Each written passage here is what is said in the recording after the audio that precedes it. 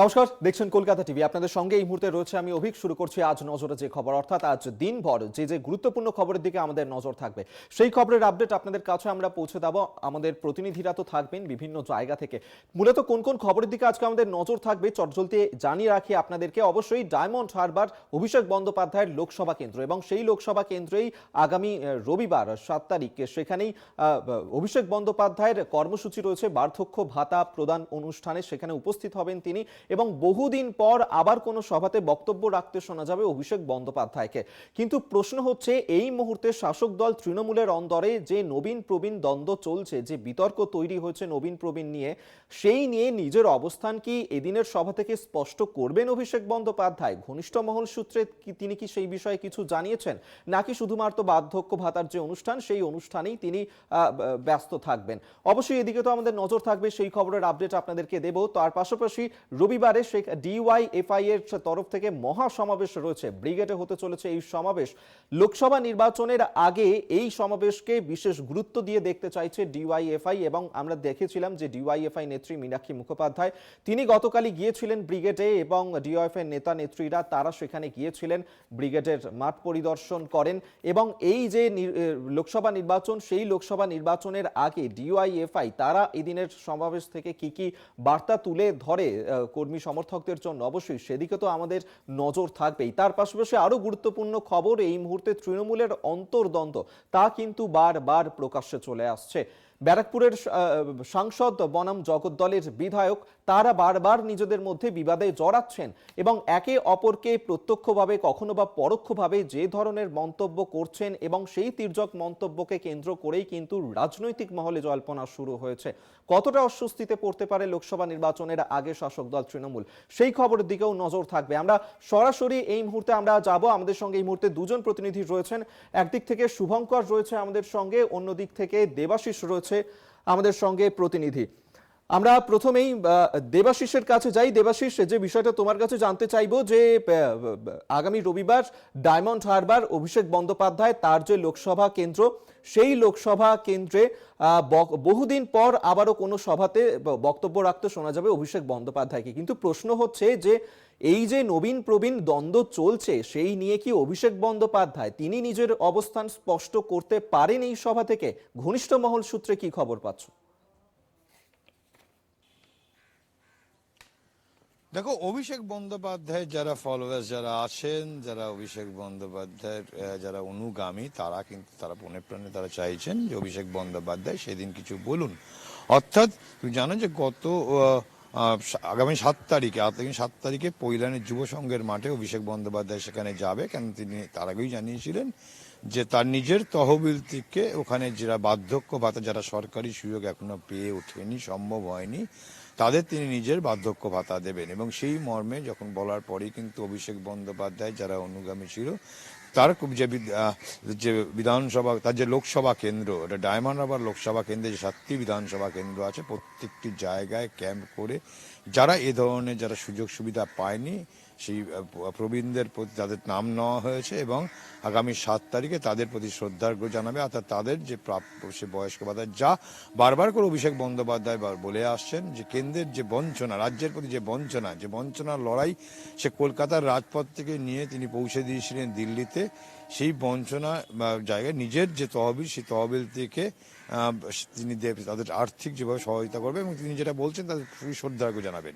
পাশাপাশি যে তৃণমূল কংগ্রেসের নবীন প্রবীণ যে জল্পনা যেটা চলছে, গত শনিবারই তার নিকটতম যারা আছেন, যে যেমন ব্রাত্য বসু, সেখানে পার্থ ভৌমিক, তাপস রায়, তাদের নিয়ে একটি বৈঠক করেছিলেন, এবং সেই বৈঠকে শোনা যায় অভিষেক বন্দ্যোপাধ্যায় নাকি বলেছিলেন তিনি তার লোকসভা কেন্দ্রের মধ্যেই সীমাবদ্ধ থাকবে। যদিও রাজনৈতিকভাবে লড়াই করার জন্য কিন্তু যেভাবে তৃণমূল কংগ্রেসকে তিনি তৈরি করেছিলেন বা তৈরি করছিলেন, সেক্ষেত্রে একদিকে যেমন কেন্দ্রের বিরুদ্ধে সোচ্চার হচ্ছিলেন, নিজের দলকে তৈরি করছিলেন, পাশাপাশি যে তৃণমূল কংগ্রেসকে সর্বভারতীয়ভাবে বিভিন্ন জায়গায় সেখানে বিভিন্ন রাজ্যে প্রতিষ্ঠা করার কাজও কিন্তু অভিষেক বন্দ্যোপাধ্যায় করছিল, কেবলমাত্র আজকে নয়। যেদিনকার থেকে তিনি সর্বভারতীয় সাধারণ সম্পাদক, তৃণমূল কংগ্রেসের সর্বভারতীয় সাধারণ সম্পাদকের পদ অলঙ্কিত করেছিলেন বা মমতা বন্দ্যোপাধ্যায় তাকে যখন দায়িত্ব দিয়েছেন, তিনি সেদিনকার থেকেই তার লক্ষ্য ছিল যে সারা দেশব্যাপী তৃণমূল কংগ্রেসকে সেখানে তিনি বিস্তার করবেন। এবং যে মূল কাজটা হবে মমতা বন্দ্যোপাধ্যায়ের যে আদর্শ, সেই আদর্শ হচ্ছে লড়াই, মানুষের পাশে থাকা এবং মানুষকে সুবিচার দেওয়া এবং মানুষের পাশে থাকা, মানুষের জন্য কাজ করা। যে নীতি আদর্শ নিয়ে অভিষেক বন্দ্যোপাধ্যায় কিন্তু এগিয়ে যাচ্ছেন এবং তার অনুগামীদের আশা যে আগামী 7 তারিখে যে ডায়মন্ড হারবারের পৈলানে যুব সংঘের মাঠে যে সভা হবে, সেখান থেকেই বার্তা দেবে। কেবলমাত্র ডায়মন্ড হারবার কেন্দ্র না, অভিষেক বন্দ্যোপাধ্যায়কে রাজ্যের মানুষ চাইছেন, রাজ্যের বিভিন্ন প্রান্ত থেকে। জানো যে নবজোয়ার যেটা করেছিলেন অভিষেক বন্দ্যোপাধ্যায়, সেখানে ব্যাপকভাবে মানুষের সাড়া পেয়েছিল। তারপর দেখা গেছে পঞ্চায়েতের ফলে কিন্তু তৃণমূল কংগ্রেসের জয়, কিন্তু সেই জয় রয়েছে এবং সেই জয়ের ধারা অব্যাহত রয়েছে। অর্থাৎ সেই জায়গায় মানুষের জনপ্রিয়তা এবং সবথেকে বড় কথা মমতা বন্দ্যোপাধ্যায় যে বিভিন্ন প্রকল্প, সামাজিক প্রকল্প, সেই প্রকল্পের সুবিধা যেমন মানুষ পেয়েছে, সেই প্রকল্পগুলো আরও মানুষের কাছে পাইয়ে দিয়ে, যেখানে পায়নি সেখানে অভিষেক বন্দ্যোপাধ্যায় নিজের কেন্দ্র, ডায়মন্ড হারবার কেন্দ্র, সেখানে লোকসভা কেন্দ্র, সেই কেন্দ্রে যারা এখনো পায়নি তাদের কাছে সে পৌঁছে দিচ্ছে। অর্থাৎ বুঝতেই পারছো যে সেই জায়গায় দাঁড়িয়ে থেকে একজন সাংসদ হিসাবে যে মানুষের কাছে যে কমিটমেন্ট, সেই কমিটমেন্টের জায়গা কিন্তু অভিষেক বন্দ্যোপাধ্যায় রাখছেন। এবং তিনি যেটা কথা দিয়েছিলেন, আমরা এর আগেও দেখেছি, এর আগেও যখন কোভিড কালে তিনি কিভাবে মানুষের পাশে ছিলেন, প্রত্যেকটি তার বিধানসভা একেবারে, এবং সেই রকমই মানুষের পাশে তিনি থাকবেন। কেন্দ্রে এবং যার কারণে কিন্তু আগামী রবিবার এই যে বার্ধক্য ভাতা প্রদানের অনুষ্ঠান, সেই অনুষ্ঠান থেকেই আর্থিক সহায়তা তুলে দেওয়া হবে ডায়মন্ড হারবারের সেখানকার মানুষজনের হাতে। কিন্তু এই যে নবীন প্রবীণ দ্বন্দ্ব, সেই দ্বন্দ্বের মাঝেই সভা থেকে নিজের অবস্থান স্পষ্ট করেন কিনা অভিষেক, অবশ্যই সেদিকে আমাদের নজর থাকবে। আমাদের আর এক প্রতিনিধি এই মুহূর্তে শুভজিৎ আমাদের সঙ্গে এই মুহূর্তে যোগ দিয়েছে। শুভজিতের কাছে আমরা এই মুহূর্তে নজর রাখবো। যে বিষয়টা শুভজিৎ জানতে চাইবো, যে বিগত বেশ কয়েকদিন ধরেই যে বিবাদ আমরা দেখতে পাচ্ছি জগদ্দলের বিধায়ক এবং ব্যারাকপুরের সাংসদের মধ্যে, সেখানে প্রত্যক্ষ পরোক্ষভাবে একে অপরকে তারা যে ধরনের তির্যক মন্তব্য করেছেন, দলের তরফ থেকে অর্জুন সিং তাকে চুপ করে থাকার জন্য বার্তা দেওয়া হয়েছিল, কিন্তু মুখ খুললেন অর্জুন সিং এবং পরোক্ষভাবে তিনি যেমনটা বললেন যে দলে থেকে দলেরই ক্ষতি করছে কিছু লোকজন, এদের নিরাপত্তা তুলে নিন, এবং সেই বিষয়ে তিনি দলের শীর্ষ নেতৃত্বকেও জানাবেন। অন্যদিকে অর্জুন সিং এরকে আবার পাল্টা দিয়েছেন কুণাল ঘোষ। তিনি মনে করিয়ে দিয়েছেন দল বদলের ঘটনা এবং প্রত্যাবর্তনের ঘটনা, প্রায়শ্চিত্ত করুন দলে থেকে, এমনটাই বলেছেন কুণাল ঘোষ। সব মিলিয়ে এই যে দ্বন্দ্ব, এই দ্বন্দ্ব ঠিক কোন জায়গায় দাঁড়িয়ে রয়েছে, এই দ্বন্দ্ব মেটাবে কিভাবে তৃণমূল? তুমি জানো, সাংসদ অর্জুন সিংকে কিন্তু যেভাবে রাজ্য সভাপতি সুব্রত বারণ করেছিল কথা বলতে, কিন্তু তারপরও বারবার করে কিন্তু সোমনাথ শ্যাম একই কথা বলে যাচ্ছিলেন, বারবার করে সাংসদের বিরুদ্ধে কথা বলছিলেন। অর্জুন সাংসদের বিরুদ্ধে কথা বলছিলেন। হ্যালো, হ্যাঁ, শোনা যাচ্ছে শুভজিৎ। দেখো অভিজ্ঞতা, যেভাবে সাংসদ এবং বিধায়কের যে দ্বন্দ্ব প্রকাশ্যে এসেছিল, তাতে কিন্তু স্বাভাবিকভাবেই বিধায়ক এবং সাংসদ দ্বন্দ্ব কিন্তু অস্বস্তিতে পড়েছিল রাজ্যের শাসক দল তৃণমূল কংগ্রেস। তুমি জানো, বেশ কিছুদিন আগে রাজ্য সভাপতি সুব্রত বক্সী তিনি এসেছিলেন এবং কথা বলেছিলেন সাংসদের সঙ্গে, কিন্তু বিধায়ক সেই বৈঠকে না থাকতে পেরে কিন্তু স্বাভাবিকভাবে অস্বস্তি বেড়ে গেছিল। রাজ্য সভাপতি যেরকম বারণ করেছিলেন সাংসদকে কথা বলতে, সেইভাবে কিন্তু সাংসদ মুখ বন্ধ রেখেছিল, কিন্তু বিধায়ক কিন্তু ছিল বিধায়কের জায়গাতেই। বিধায়ক এখনো পর্যন্ত মুখ বন্ধ করেননি, বারবার করে লাগাতার একের পর এক আক্রমণ শানাতেও কিন্তু ছাড়েননি সাংসদকে। অবশেষে গতকালকে সাংসদ বাধ্য হয়ে কালকে মুখ খুলতে বাধ্য হয়েছেন। তিনি বলেছেন যে দলের পতাকা সরিয়ে নিলে এবং যে দেহরক্ষী আছে সে দেহরক্ষী সরিয়ে নিলে এদের পাশে কথা বলার কেউ থাকবে না, বা এদের হয়ে কথা বলা বা এরা কথা বলার কেউ থাকবে না। স্বাভাবিকভাবে মনে করা হচ্ছে 2024-এর যে নির্বাচন, তা অত্যন্তই কিন্তু অস্বস্তিতে পড়েছে রাজ্যের শাসক দল তৃণমূল কংগ্রেস। তুমি এদিকে জানো, এই বিধায়ক এবং সাংসদের যে দ্বন্দ্ব, তাতে কিন্তু তৃণমূল কংগ্রেস যারা নিচু তলার কর্মী রয়েছেন, তারা কিন্তু স্বাভাবিকভাবেই মনোবল হারিয়ে ফেলছে, কারণ 24-এর আগে একটা এত বড় জায়গা, কারণ তুমি জানো 2024-এ যে তৃণমূল কংগ্রেসের একটি ফিরে পেতে চাইছে এই ব্যারাকপুর লোকসভার আসনটি। 2019 সালে অর্জুন সিংই বিজেপির থেকে আসন নিয়ে দাঁড়িয়েছিল এই ব্যারাকপুর লোকসভায়, কিন্তু বিজেপি থেকে জেতার পরে আবার তিনি তৃণমূল কংগ্রেসে প্রত্যাবর্তন প্রত্যাবর্তন করেন। এই ৩ বছরের যে গ্যাপে কিন্তু অনেক তৃণমূল কংগ্রেস নেতা কিন্তু আস্থা হারিয়ে ফেলেছিলেন তৃণমূল কংগ্রেসের উপর থেকে, ভাবছিলেন যে কি করবেন, আবারও কি আগের পরিস্থিতি হতে যাচ্ছে 2024-এ। কিন্তু সেই দিকে দাঁড়িয়ে যখন তৃণমূল কংগ্রেসের উচ্চ নেতৃত্ব ড্যামেজ কন্ট্রোল করার চেষ্টা করছেন, তিনি কিন্তু সেই দিকে দাঁড়িয়ে তৃণমূল কংগ্রেস যারা নিচু তলার কর্মীরা রয়েছেন তারা কিন্তু এক প্রকার আস্থা হারিয়ে ফেলছেন এই শাসক দলের এই সাংসদ এবং বিধায়কের দ্বন্দ্বতে। স্বাভাবিকভাবেই মনে করা হচ্ছে তৃণমূল কংগ্রেসের যারা কর্মীরা রয়েছেন তারা আগামী দিনে কিভাবে নিজেদের জায়গা ফিরে পাবেন, এটাই কিন্তু এখন দেখার বিষয়। অভিজ্ঞতা একেবারেই শুভজিৎ, এই যে সাংসদ বিধায়ক দ্বন্দ্ব তা কিন্তু এই মুহূর্তে সেই বিবাদ চরমে উঠেছে এবং এই পরিস্থিতিকে কিভাবে সামাল দেয় তৃণমূল সেটাই এখন দেখার।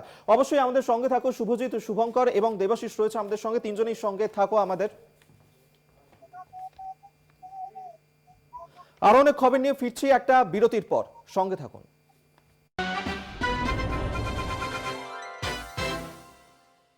দাদু, এই বাড়িতে তোমার বিয়ে হয়েছিল? নহবত বসেছিল বাগানে, চারিদিকের দেওয়ালে আলোর মেলা।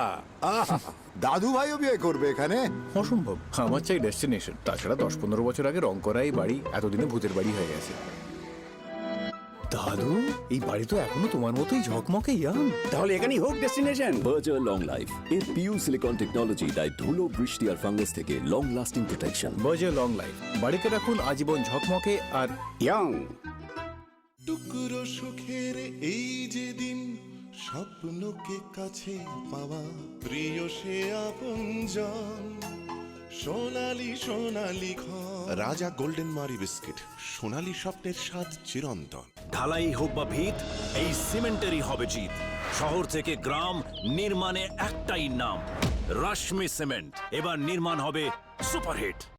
Line desert king dates, Oman देश में पैदा होने वाले काले डेट्स दुनिया में सबसे ज्यादा पोषक तत्व वाले होते हैं ना, इसीलिए लाइन डेसर्ट किंग डेट्स नाम रखा। अच्छी क्वालिटी के डेट्स चुनकर अच्छे से साफ करके उन्हें अपनी इंडिया की इस विशाल लाइन डेट्स की फैक्ट्री में भेजकर हाईटेक मशीनों द्वारा बिना हाथ लगाए अच्छे स्वास्थ्य के लिए आप तक पहुंचाया जाता है। डेट्स में इंडिया का number 1 brand Lion dates. Lion desert king dates, सिंह जैसी শক্তি মুঝ में। হাই মা, আমাদের হলিডের জন্য এবার অনেক অ্যাক্টিভিটিস প্ল্যান করেছি। মামুনি, প্ল্যানগুলো একটু পাল্টাতে হবে, এখন আর আগের মতো শক্তি নেই। বয়স বাড়ার সঙ্গে সঙ্গে মাসেলস 30% অবধি কমে যেতে পারে, যার থেকে দেখা দেয় ক্লান্তি আর শক্তির অভাব। সেই জন্যই সায়েন্টিফিকলি প্রমাণিত এনশোর। এতে আছে বিশেষ উপাদান HMB, protein, calcium, vitamin D, যা মাসেলসের শক্তি ফেরাতে সাহায্য করে কয়েক সপ্তাহেই। কিরে, চটপট আয় তানিয়া।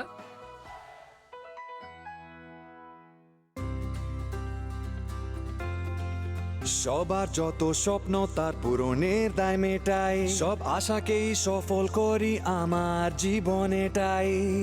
প্রোটিন, ফাইবার আর প্রাণ শক্তিতে ভরা আমন্ড প্রতিদিন। Bisleri, drink it up.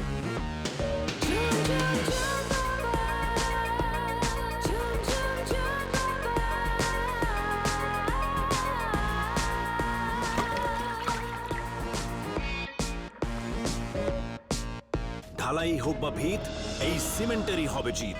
শহর থেকে গ্রাম, নির্মাণে একটাই নাম, রশ্মি সিমেন্ট। এবার নির্মাণ হবে সুপারহিট।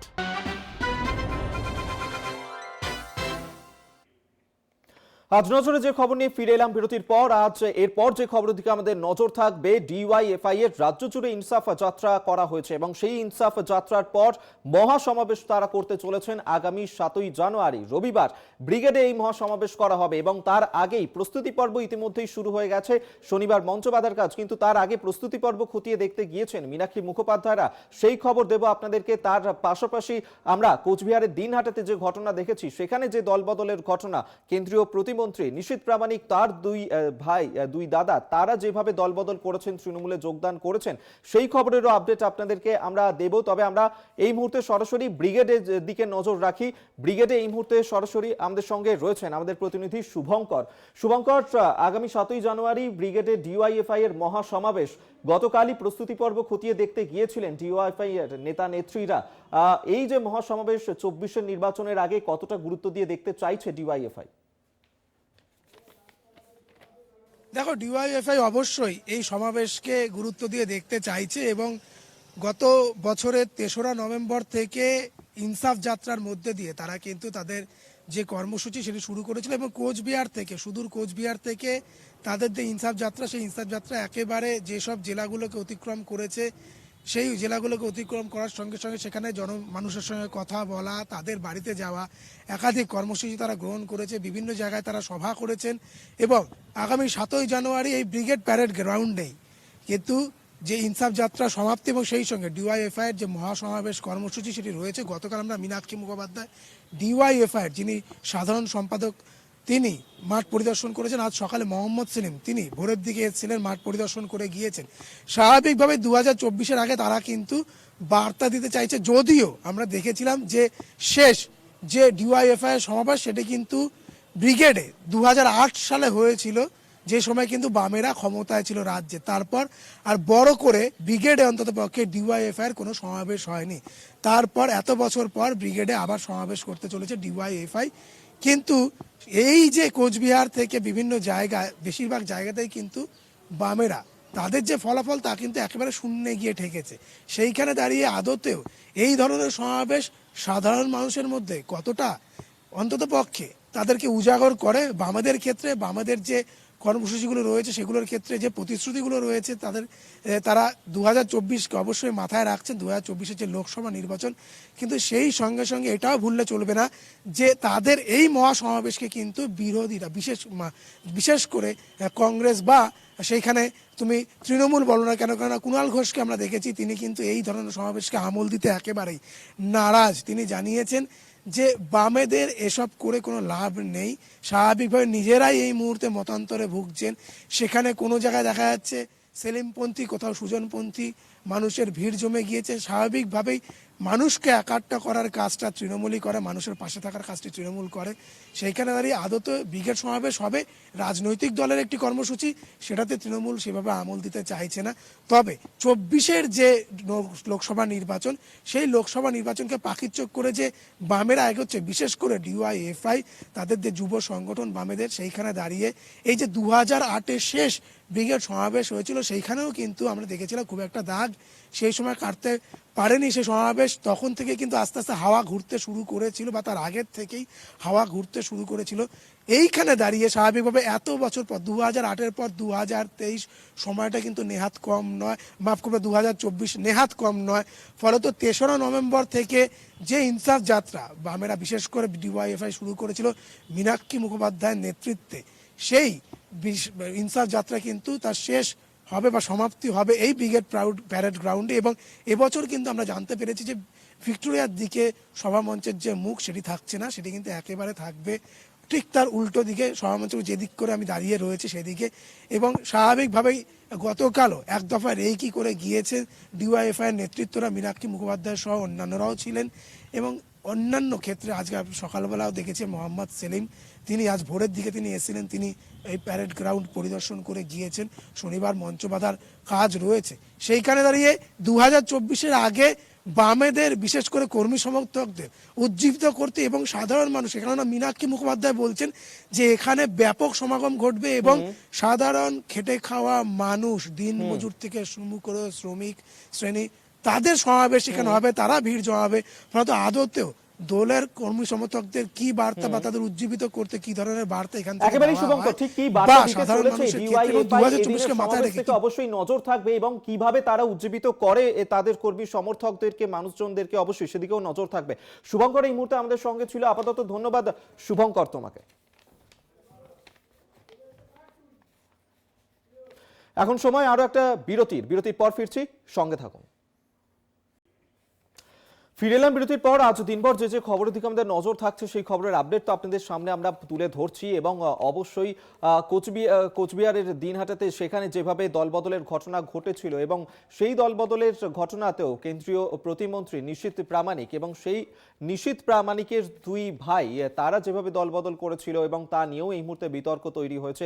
অবশ্যই সেই খবরেরও আপডেট তো আপনাদেরকে সামনে আমরা পরবর্তী সময়ে তুলে ধরবো এবং তার পাশাপাশি আরও একটি ঘটনা ঘটেছে যেটা দক্ষিণ দিনাজপুর দিনাজপুরে সেখানেও একজন স্কুল ছাত্র তার ব্যাগ থেকে যেভাবে আগ্নেয়াস্ত্র এবং কার্তুজ উদ্ধার করা হয়েছে এবং কোথা থেকে এলো এই কার্তুজ, স্কুল ছাত্রের ব্যাগে কিভাবে এলো এই কার্তুজ, এর পেছনে কি উদ্দেশ্য রয়েছে, ইতিমধ্যেই ঘটনার তদন্তও শুরু করেছে পুলিশ। সেই খবরের আপডেটের দিকেও আমাদের অবশ্যই নজর থাকবে এবং তার পাশাপাশি জোকা ইএসআই হাসপাতালে গতকাল রাতের বেলায় যেভাবে সুজয় কৃষ্ণ ভদ্র তার কণ্ঠস্বরের নমুনা সংগ্রহ করা হয়েছে সেদিকেও আমাদের নজর থাকবে। এবং এই মুহূর্তে যে খবরের দিকে নজর রাখছি আমরা, পড়ুয়ার স্কুল ব্যাগে কার্তুজ সহ আগ্নেয়াস্ত্র, নবম শ্রেণীর ছাত্রের ব্যাগে আগ্নেয়াস্ত্র উদ্ধার করা হয়েছে এবং সেক্ষেত্রে এই স্কুল ছাত্রের ব্যাগে কিভাবে আগ্নেয়াস্ত্র কার্তুজ এলো তা নিয়েই কিন্তু প্রশ্ন উঠতে শুরু করেছে। দক্ষিণ দিনাজপুরের পিএইচবি হাই স্কুলের এই ঘটনা, সেখানেই নবম শ্রেণীর ছাত্রর স্কুল ব্যাগে এই কার্তুজ সহ আগ্নেয়াস্ত্র উদ্ধার করা হয়েছে। ঘটনার তদন্ত শুরু করেছে পুলিশ। ইতিমধ্যে ওই ছাত্রকে আটক করেছে পুলিশ এবং তাকে জিজ্ঞাসাবাদও করা হচ্ছে। তার স্কুল ব্যাগের মধ্যে এই কার্তুজ আগ্নেয়াস্ত্র তা এলো কিভাবে, কোথা থেকে এলো তা নিয়ে কিন্তু ইতিমধ্যেই ঘটনার তদন্ত শুরু করেছেন পুলিশ।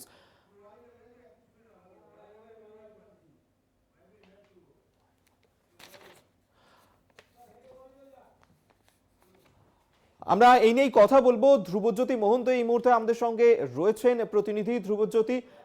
যে খবর দিকে আমরা এই মুহূর্তে নজর রাখছি যে দক্ষিণ দিনাজপুরে সেখানেই যে নবম শ্রেণীর স্কুল ছাত্রের ব্যাগ থেকে এই কার্তুজ আগ্নেয়াস্ত্র উদ্ধার করা হলো, সেক্ষেত্রে এই যে আগ্নেয়াস্ত্র তা এলো কিভাবে, কোথা থেকে এলো, সেই নিয়ে এখনো পর্যন্ত কি জানা যাচ্ছে?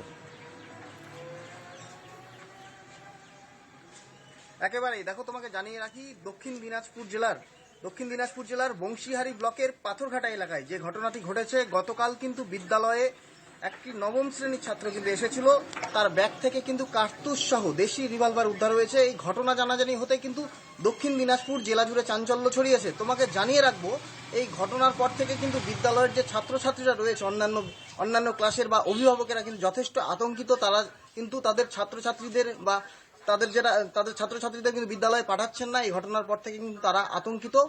আগামীকাল বিদ্যালয়ের পক্ষ থেকে বিদ্যালয়ের পরিচালন কমিটির পক্ষ থেকে একটি বৈঠক ডাকা হয়েছে। এই বৈঠকে যেন পুনরায় স্কুলের পঠন পাঠন স্বাভাবিকভাবে আনা যায় সেই বিষয়টি কিন্তু আলোচনা করে দেখা হবে। পাশাপাশি তোমাকে আরও জানিয়ে রাখবো এই বিষয়ে, সেটা হচ্ছে গতকালই কিন্তু যেই ছাত্রকে কিন্তু ক্লাস নবম শ্রেণীর ছাত্র, যেই ছাত্রকে কিন্তু কালকে রিভলভার নিয়ে ধরা হয়েছিল, তাকে কিন্তু গতকালই কিন্তু রেভাইনাল আদালতে পাঠানো হয়েছে দক্ষিণ দিনাজপুর জেলার বংশীহারি থানার পক্ষ থেকে। সেখান থেকে কিন্তু এই মুহূর্তে তাকে হোমে পাঠানো হয়েছে, যেটা জানা যাচ্ছে আগামী 13 দিন পর অর্থাৎ 16 তারিখে কিন্তু তাকে পুনরায় আদালতে তোলা হবে। পুলিশ কিন্তু খতিয়ে দেখছে যে কি কারণে নবম শ্রেণীর স্কুল ছাত্রর কাছে একটি বন্দুক এলো এবং কার্তুজ সহ সেটা। এই বিষয়টি কিন্তু অত্যন্ত ভাবার বিষয়, যদিও অনেকে মনে করছেন যে এই যে স্কুল ছাত্রর কাছে যে বন্দুক উদ্ধার হয়েছে, এমন ঘটনা কিন্তু সামাজিক অবক্ষয়ের একটি নিদর্শন যে আমাদের সমাজ কোন জায়গায় যাচ্ছে। একজন নবম শ্রেণীর ছাত্র সে বিদ্যালয়ে কিন্তু বন্দুক নিয়ে আসছে।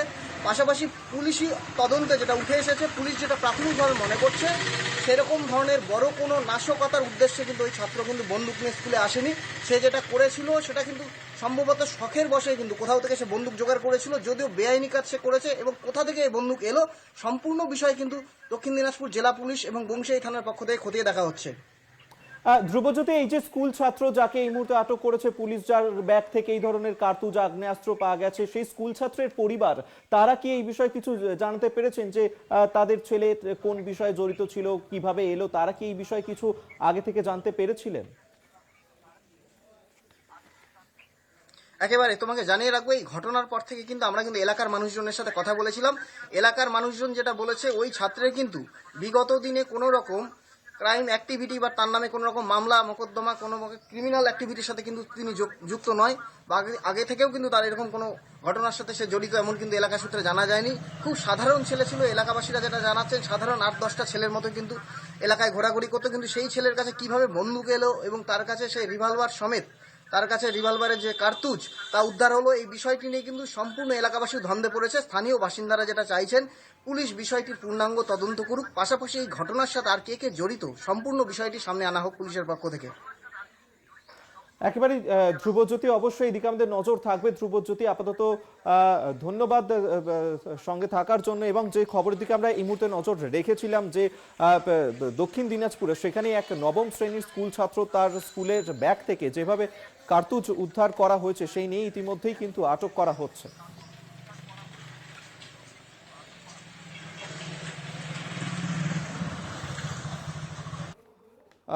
অবশ্যই এই খবরের দিকে তো আমাদের নজর রয়েছে, যেখানে দক্ষিণ দিনাজপুরের এই ঘটনা ঘটেছে সেদিকে আমাদের নজর রয়েছে এই মুহূর্তে।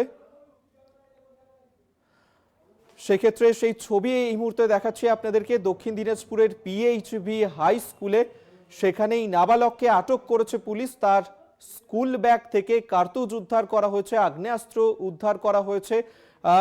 যদিও কিভাবে তা এলো সেই বিষয় কিন্তু এখনো পর্যন্ত ধোঁয়াশা তৈরি হয়েছে। তার পরিবার সহ স্থানীয় মানুষজন তারা দ্বন্দ্বে রয়েছেন এই ঘটনাকে কেন্দ্র করে। পুলিশ ঘটনার তদন্ত শুরু করেছে।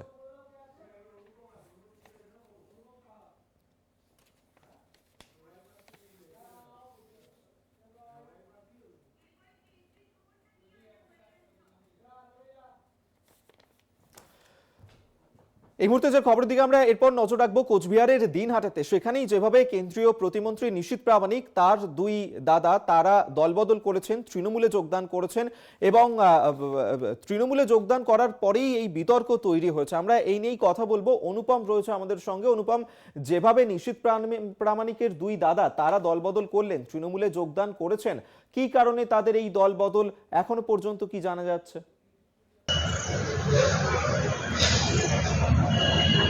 দেখো, একদমই ঠিক যে বড়সড় ভাঙন বলা যেতেই পারে। তৃণমূল কংগ্রেসে কিন্তু বিজেপির থেকে এসেছে স্বরাষ্ট্র প্রতিমন্ত্রী নিশীথ প্রামাণিকের দুই ভাই, এমনটাই কিন্তু আমরা জানতে পেরেছি। এবং তারা খুড়তুতো এবং জ্যাঠতুতো দুই ভাই জগদীশ বর্মন এবং সুনীল বর্মন, তারা কিন্তু উত্তরবঙ্গ উন্নয়ন মন্ত্রী উদয়ন গুহর হাত ধরে তারা কিন্তু বিজেপি ছেড়ে তৃণমূল কংগ্রেসে যোগ দিয়েছেন। তাদেরকে আমরা কিন্তু জিজ্ঞেস করেছিলাম যে এই যোগদান কেন, তার ভাই রয়েছে স্বরাষ্ট্র প্রতিমন্ত্রী, তো কেন? তো সেই প্রশ্নের উত্তরে যেটা জানিয়েছে যে তারা কোনো রকম সাহায্য সহযোগিতা পাচ্ছিল না, এমনকি নিশীথ প্রামাণিক তাদের সঙ্গে ভালো ব্যবহার করছিল না, বা নিশীথ প্রামাণিক তাদেরকে সেইভাবে দেখছিল না, কোনো সাহায্য সহযোগিতা তারা পাচ্ছিলেন না বিজেপি থেকে। স্বরাষ্ট্র প্রতিমন্ত্রী হওয়া সত্ত্বেও তাদের কিন্তু কোনো রকম সাহায্য সহযোগিতা করেনি নিশীথ প্রামাণিক, এমনটাই কিন্তু অভিযোগ উঠেছে। এবং